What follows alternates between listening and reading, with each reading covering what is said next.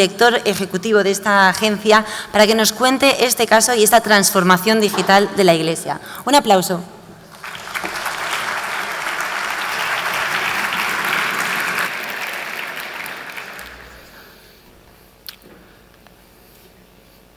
Muchas gracias. Voy a contaros una historia. Esa historia comienza en marzo de 2001 con un grupo de profesionales de Internet que observa cómo funciona Internet en sí, o sea, que Internet se fundamenta fundamentalmente en conversaciones y en relaciones, y decide poner en marcha una agencia dedicada fundamentalmente al entretenimiento. Para trabajar, nuestra idea originaria era hacer promoción de películas de las majors y hacer promoción también de artistas musicales. Antes de fundar la sociedad, nuestro primer cliente fue Nicole Kidman. Con lo cual, cuando uno empieza una agencia y ese proyecto relacionado con el cine y con la música, y tu primer cliente es Nicole Kidman, dices, wow, esto es muy glamoroso. Pero el glamour duró muy poco para 101. Porque el cliente que realmente definía nuestra personalidad y nuestra metodología como agencia se llama Mojinos Escocíos. Con Mojinos Escocíos hicimos 4 números 1 sin hacer ningún tipo de promoción publicitaria, o sea, sin invertir un solo euro en televisión.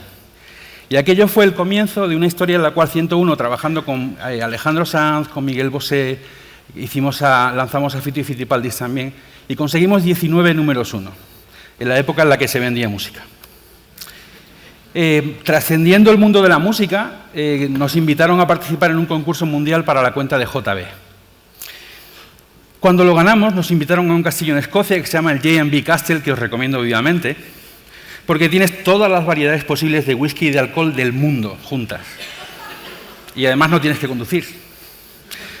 Y una de las experiencias que tuvimos fue las 42 variedades de whisky de las que se compone la mezcla de JB. Con lo cual, empiezas trabajando con música, el rock and roll. Te dedicas luego a trabajar intensivamente en el mundo del alcohol. Con lo cual, lo siguiente que esperas es que te llame Adelson para empezar con la promoción de Eurovegas. Este es el roster de clientes de la agencia. Trabajamos con todo tipo de marcas de consumo, consumo doméstico, cosmética, farmacéutica, etc. Y no nos llamó Adelson. Lo que ocurrió fue que en 2009, a mediados de 2009, un amigo mío me envió una carta que había escrito Benedicto XVI a los católicos. Y en esa carta era la primera vez que el Papa hablaba sobre Internet. Y la carta estaba motivada por una crisis de comunicación que había sufrido la Iglesia. No sé si recordaréis el caso de un obispo que había sido recibido de nuevo en la Iglesia Católica y que había hecho unos comentarios muy escandalosos en una televisión sueca unas semanas antes. En esa carta, el Papa se lamenta de que la Iglesia, en el Vaticano, no ha hecho una investigación a través de Internet que le permita identificar ese problema para salvaguardarse de esa crisis. Y como empresario, hice lo que hace un empresario, que es que cuando identifica oportunidades, expone los medios para ver si se puede trabajar con ese cliente. No conocíamos a nadie del Vaticano, a nadie. Y lo que enviamos fue una carta que decía, Federico Lombardi, portavoz, Ciudad del Vaticano sin número. Y esa carta la enviamos con el espíritu de quien escribe a Cameron Díaz. O sea, sin ninguna expectativa de que pase nada. Pero oye aquí, que a la vuelta de una matanza en Talavera de la Reina, a las 10:30 de la noche de un viernes, me encuentro con una llamada a mi móvil de Italia. Yo venía en un autobús, después una matanza implica también mucho consumo de alcohol, ¿no? Y entonces yo venía en el autobús y me suena el teléfono y al otro lado oigo, «Dottore Entrala». Y yo digo, bueno, este me está vacilando, o sea, no sé quién es, pero esta persona me está vacilando clarísimamente. Y le pregunté, ¿quién es usted esta llamada que responde? Eso sucedió 4 meses y medio después de haber enviado esa carta. Y en esa llamada, Federico Lombardi, portavoz del Vaticano, que recibió la carta y la leyó, nos invitaba a participar o a presidir un taller de formación o de estrategia para la curia romana sobre la comunicación a día de hoy. Nos alojaron además en un hotel que está en la Vía de la Conciliazione, que tiene ese aspecto así un poco a código da Vinci y tal, ¿no? Y luego, pues desde la ventana del hotel podía ver las habitaciones en las que se aloja el Santo Padre. En esa conferencia nosotros no teníamos ni idea sobre cómo se comunica la Iglesia, ni sobre qué cosas debe decir la Iglesia, ni nada. O sea, nosotros hemos hablado toda nuestra vida de música, de rock and roll, de alcohol, de Internet, ¿no? De las cosas que nos apasionan. Y les hablamos sobre la convergencia de los medios. Les hablamos sobre cómo la relación de las instituciones con los medios estaba cambiando a una velocidad espectacular. También estaban muy interesados en casos de gestión de crisis a través de Internet. O sea, recuerdo, por ejemplo, que nos pidieron específicamente el estudio del caso Toyota, que es un caso de hace 2 3 años, que tuvieron un recall, o sea, una petición a los consumidores, tuvieron una serie de accidentes de tráfico motivados por un defecto de fabricación de una serie de Toyota, y aquello originó una crisis de comunicación muy importante. Y les hablamos también sobre cómo hay que rehacer la visión interna que tiene una institución sobre sí misma para reconocer todas las implicaciones que tiene esa institución y empatizar con la sociedad para la que trabaja. Y esa imagen de Frank Sinatra nos pareció muy inspiradora. O sea, a veces los profesionales que trabajan para la comunicación de la Iglesia se sienten muy arrinconados por cuestiones controvertidas, ¿eh? O sea, que cuando te encuentras con un cura por la calle te viene a la cabeza matrimonio gay, te viene a la cabeza los anticonceptivos, etcétera, ¿no? Cuando en realidad el mensaje de la Iglesia Católica y el mensaje de Jesucristo es un mensaje súper positivo. Y es un mensaje muy bonito. Yo sí os puedo confesar, y aquí me confieso en público, y diré que voy a misa. O sea, soy un tío practicante. Y cada vez que entraba en una parroquia, decía, Dios mío, ¿quién ha diseñado estos carteles? O sea, Dios mío, o sea, la cuestión era, ¿en qué momento la Iglesia Católica se divorció de la estética? Como resultado de ese trabajo que hicimos, de ese taller de formación, en la última sesión, ahí tengo que decir también que nos sorprendió mucho tanto la edad media de la gente con la que estuvimos trabajando, como el nivel de uso de la tecnología que tienen. O sea, yo tengo que decir que en el Vaticano solo he trabajado con gente que tiene entre 35 y 50 años, hombres y mujeres, que usan iPhones, que usan BlackBerry, que están bastante al tanto de la tecnología, pero que tenían una serie de frenos internos, más que nada de coordinación interna, para poner en marcha iniciativas digitales, ¿no? Con lo cual, nuestro papel ha sido el de una agencia que viene de fuera, que no pertenece al mundo vaticano y que es capaz de ayudar al Vaticano con la visión de usuario, con la visión del que está fuera. A los 4 meses de ese seminario, 5 o 6, no me acuerdo ya, nos volvieron a llamar y nos dijeron, mire, una de las ideas que se generó en ese taller de formación fue hacer un portal de comunicación que aglutinase todos los contenidos noticiables que elabora la Santa Sede y que estaban distribuidos en Radio Vaticana, en el Observatorio Romano, en la agencia Fides, etc., ¿no? Y decían, queremos generar un medio nuevo que sea multimedia y que además tenga un componente social. Y nosotros como agencia vinimos con esta idea. Vinimos con esta idea que era la generación de una marca nueva que sirviera para aglutinar todo el contenido que hace la Santa Sede y que además tuviera un estilo de comunicación mucho más moderna.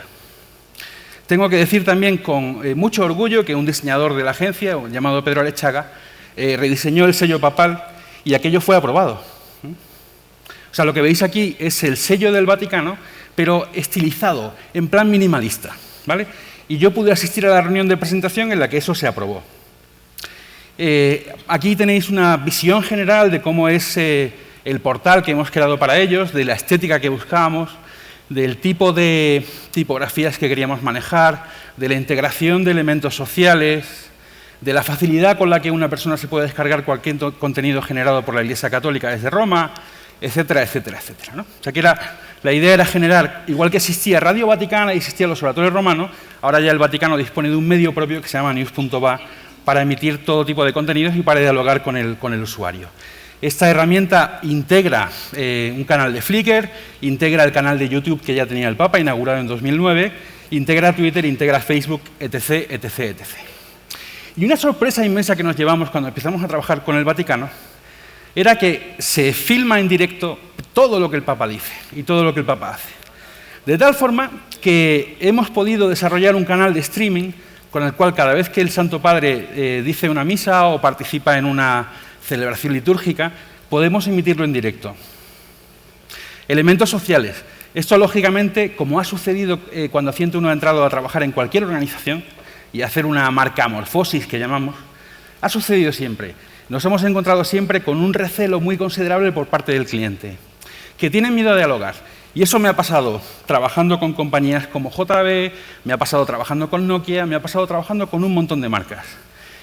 Sin embargo, tengo que decir que la Iglesia Católica había en ese momento, en 2010, un deseo firme de participar en esa conversación. Y eso dio lugar a que por primera vez el Vaticano integrara un canal de Facebook en el que los usuarios pueden responder a las noticias que se publican, pueden enviar contenido. Lógicamente, ese sitio en Internet, en Facebook, perdón, tiene unas reglas, ¿no? Como las tiene cualquier institución que está presente en este medio, unas reglas de funcionamiento muy básicas. Y luego nosotros éramos conscientes también de que cualquier proyecto digital es un proyecto de regeneración de la institución para la que estás trabajando. Eso pasa en cualquier marca de consumo, en cualquier institución.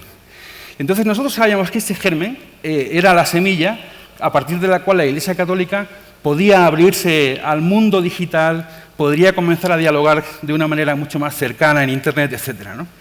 Y por eso nos parecía fundamental que las personas con las que hablábamos, que eran los altos mandos de la comunicación vaticana y de la Secretaría de Estado, que esas personas estuvieran plenamente integradas en el proyecto, que lo vieran como algo propio, porque sabíamos que les iba a transformar. Y por eso hicimos esto. Cuando presentamos en la biblioteca de la Secretaría de Estado News.va el concepto, hicimos camisetas para el portavoz, para el director del Observatorio Romano y para el Santo Padre. O sea, hicimos camisetas para todos,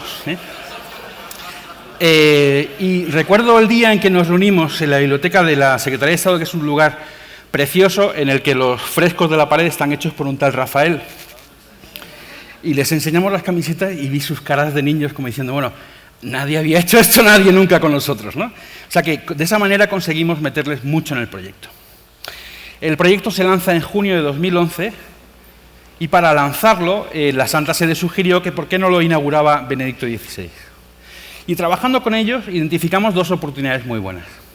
Les dijimos, primero, el Papa no puede salir con un PC, con una torre, como llaman en Cataluña, ¿vale? O sea, una torre y una pantalla de estas, de las antiguas, porque es un señor de 84 años en aquel momento y la imagen que va a dar de la Iglesia y del Papa con un PC es muy antigua. Y entonces lo que hicimos fue convencerles de que se usara una tableta. Hubo cierta resistencia porque el Vaticano, lógicamente, igual que el Papa no sale nunca con una botella de Coca-Cola, tampoco querían que saliera con una marca comercial tan evidente como la de Apple. Y les dijimos, no es problema, vamos a decorar el iPad para que nadie se dé cuenta de que es un iPad.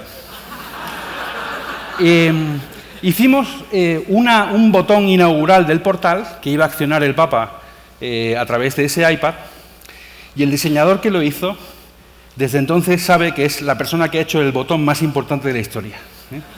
O sea, ha hecho un botón para el Papa. Y le insistimos mucho, que sea muy grande, con una tipografía enorme, ¿no?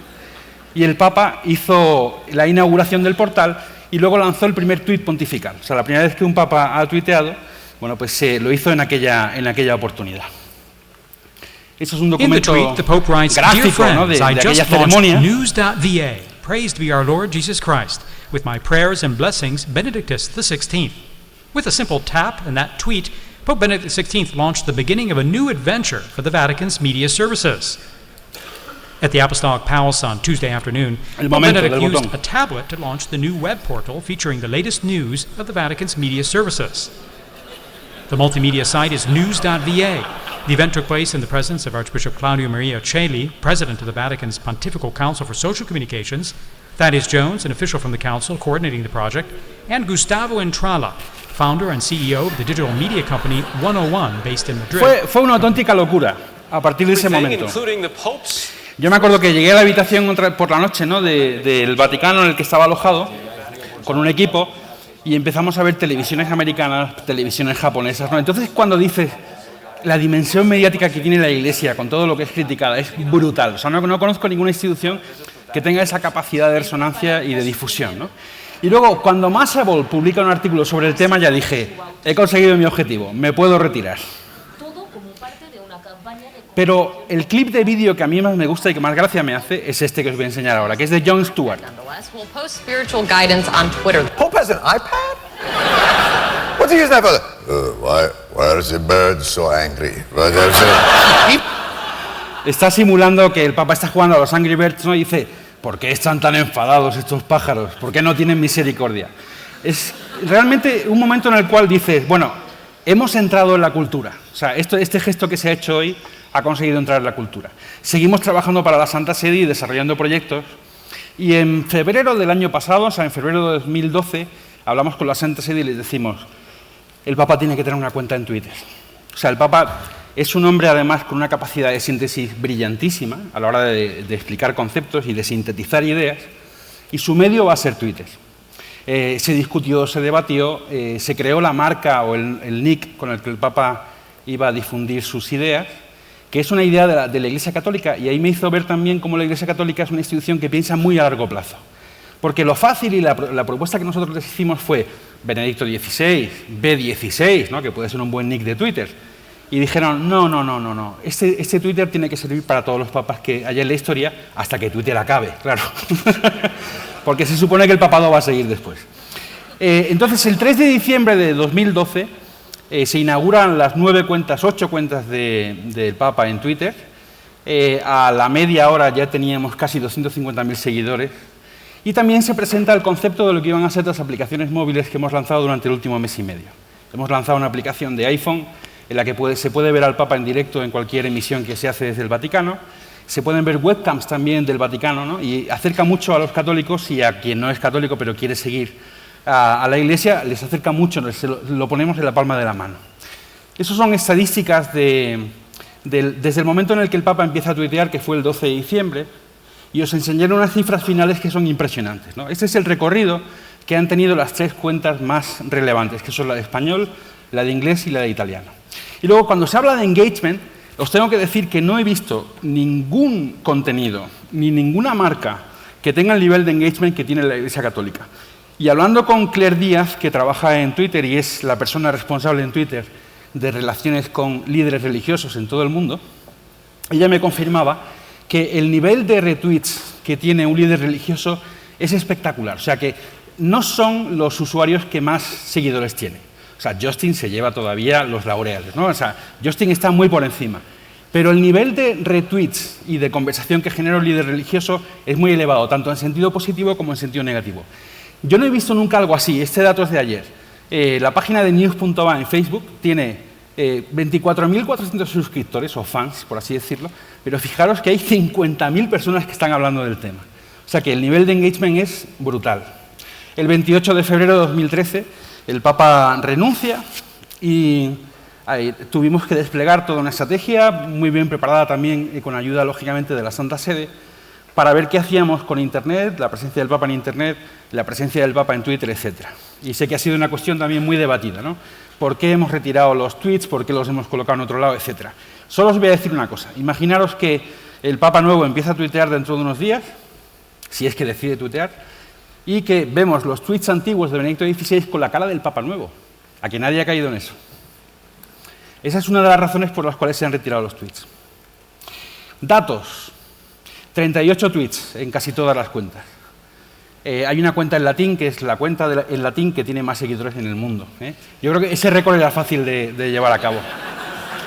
El nivel medio de retweets por mensaje, en el caso de Pontifex, de la versión en inglés, que es la versión más global, es de 10.500 retweets. O sea, cada mensaje que el Papa ha publicado ha tenido 10.500 reenvíos.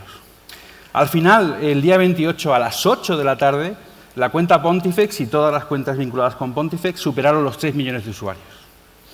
Y según Topsy, el número de impresiones brutas que se han conseguido, o sea, ¿cuántas veces los mensajes del Papa han sido reproducidos en Twitter?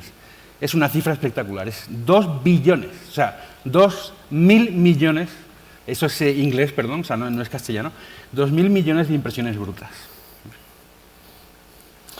Durante la semana pasada hemos lanzado la versión de Android de Pop-Up, que fue una noticia un poco desapercibida en aquel momento, pero que también el Papa quería que antes de marcharse la gente de Android tuviera su aplicación, lo cual es un detalle. Y luego, ¿cómo ve la Iglesia los comentarios negativos, las barbaridades que le dicen al Papa, etcétera, ¿no? Pues os voy a presentar a un señor que se llama Paul We Tyler, talked about that in the show for other reasons this que está hablando aquí con morning. Matt Social Lauer media de la brings NBC with it certain risks. y explica Are la you actitud de la worried about Iglesia. I think we're aware of the risk, but above all, we want to say celebrate the positive, celebrate the great potential. The Pope has continually said we can use these media for good things, and because we can use them for good things, it'd be a shame if we were to waste them on less worthwhile activities. But specifically, there is a face. Lo que viene a decir es, si efectivamente las redes sociales son un entorno de diálogo, de interacción, también de mucho anonimato, y la actitud de la Iglesia es valorar lo positivo. O sea, nos quedamos con lo positivo y nos quedamos también con los aprendizajes que pueden hacer a partir de lo que la gente dice en esas cuentas, ¿no? Os he contado una historia que termina en el año 2011, y que empieza en el año 2011 y que termina en el año 2013, y cuyo protagonista es un jubilado de 86 años. Muchas gracias.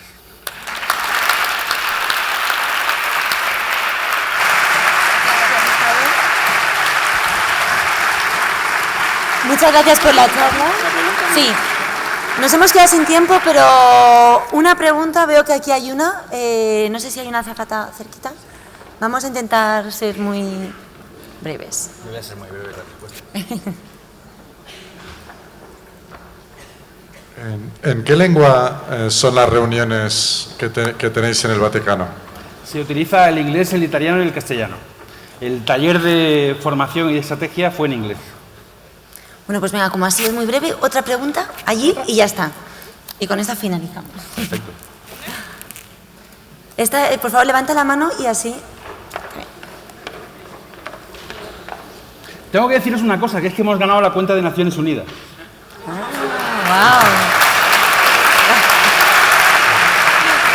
Curioso. Y la semana que viene Ban Ki-moon a Madrid y quizá tengamos oportunidad de estar con él también. O sea, se nos dan bien los líderes mundiales. Solo una cuestión. ¿Tú crees que la Iglesia será verdaderamente democrática cuando nos tuiteen en directo las deliberaciones a la Capilla Sixtina?